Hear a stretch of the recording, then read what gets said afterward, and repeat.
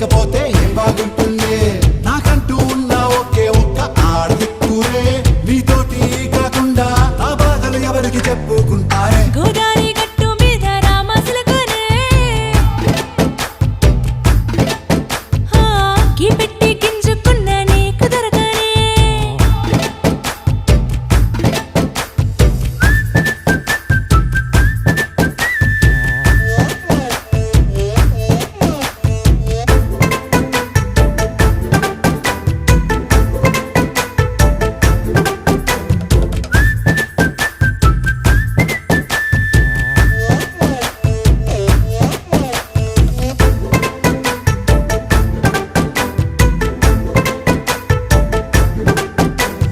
విస్తరి ముందేసి